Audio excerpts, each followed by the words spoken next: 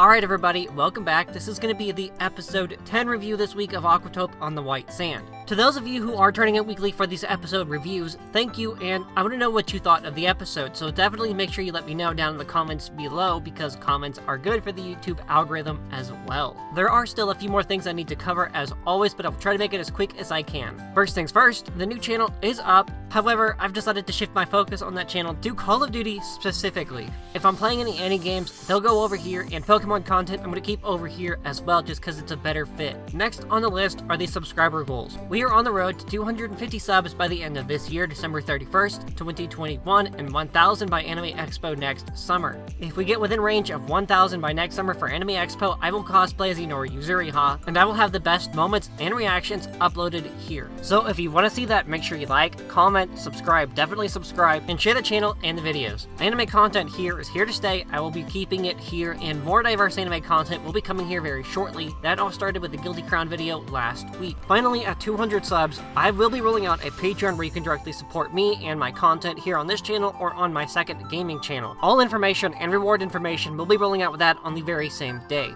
Alright, enough of that, let's get on with my opening thoughts.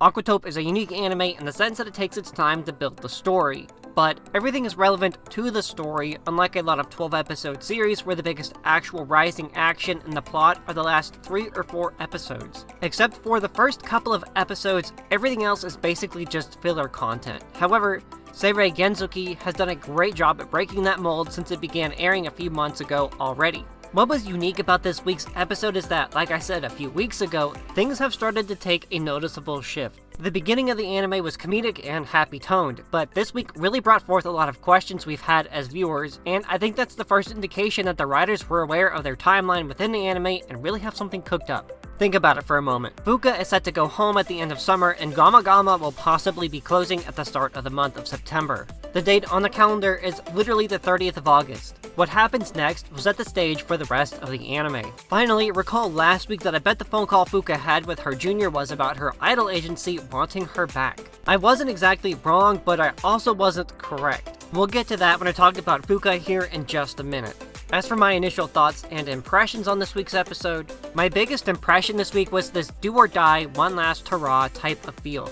This is Kukuru's last chance to make Gama happen or watch everything she's worked so hard for come crashing down. However, what if Aquatope isn't necessarily about the bond between Fuuka and Kukuru? What if it's something that's meant to teach us that sometimes our dreams don't come true, but instead something bigger and better could still be lurking around the corner? Well, I feel like this is a stretch. I do think this theme could be hidden in the anime somewhere, and I think Fuuka makes for a pretty perfect example. There is clearly a lot on everyone's minds, and it's pretty obvious. Kukuru is resorting to desperation to keep Gama open, and Fuuka now has a new weight on her shoulders. Kai also seems to find himself caught up in this storm. It's hard for me to tell you that this episode was slow, because, well, it wasn't. It was more of a methodical pacing that was meant to provoke thought. We'll see. Starting with Fuuka this week, as I mentioned earlier, she now has a new weight to carry. Her phone call last week was with one of her juniors back when Fuuka was still an idol. A new director is in the city looking to film a movie, and he thought Fuuka would be a perfect fit for the role. What I don't understand is why her former agency decided not to hand out her contact information. Normally, I would understand why if it were to protect the identity information of current and former idols from the agency. But the way they talked about the agency and Fuuka seemed kind of off to me. It was almost as if they did not want to associate with Fuuka any further.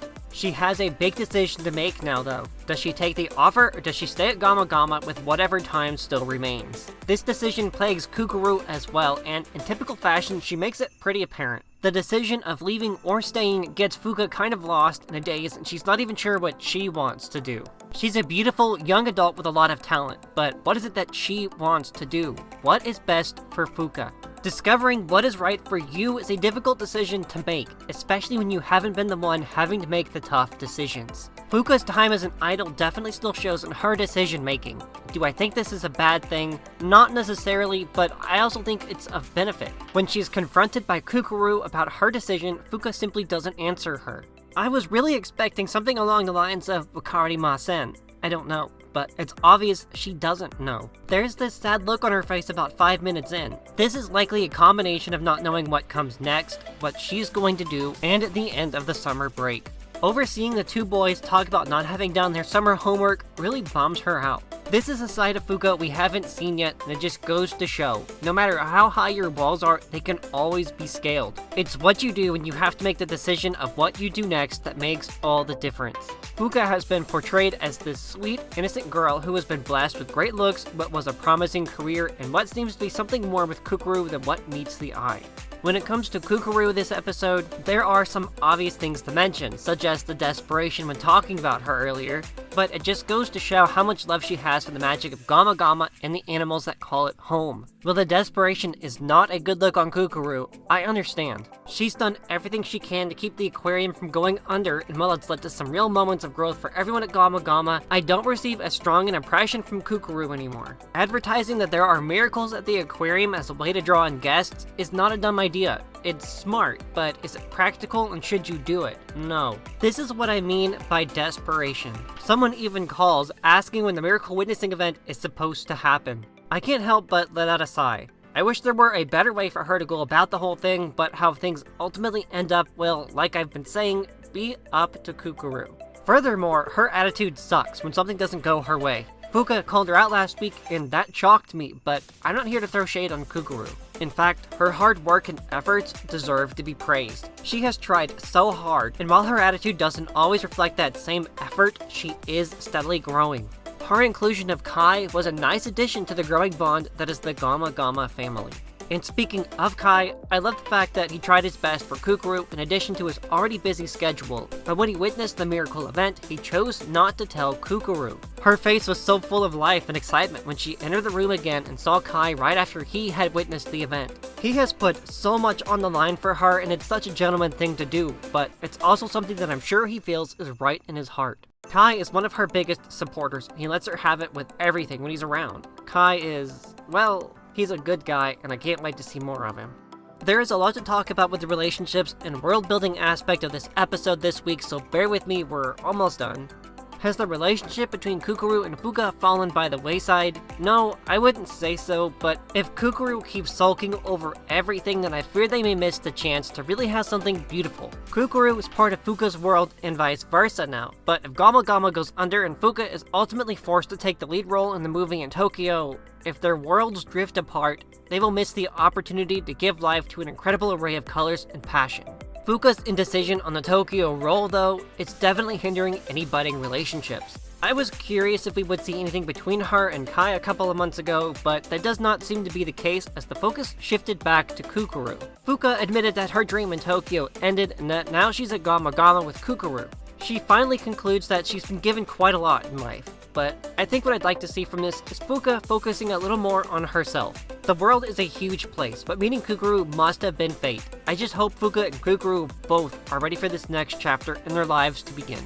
And with no after credits scene this week, those tears in Kukuru's eyes speak louder than words. Emotions were high, and whatever happens next will affect Kukuru the most. Good luck, girls. Episode 11 starts next week, episode 12 will be the week after that, episode 13, if not episode 12, will be the start of the second half of the anime. Judging by how the second half of Nagiasu went, this anime is probably going to get kind of dark and maybe kind of really emotional. I'd say I was pretty spot on when I predicted that episode 10 onwards was going to be a big shift in the anime. So whatever happens next with Fuuka, Kukuru, and Gama Gama, I'll be here to talk about it, and I hope that everything goes well for them. Alright, well if I don't see you next Friday for the Aquatope 11 upload, then I will see you that following Saturday. So have a good weekend, guys, and I'll see you all next week. Thank you for watching and making it this far. Make sure you subscribe, and I'll catch you guys next week. Peace.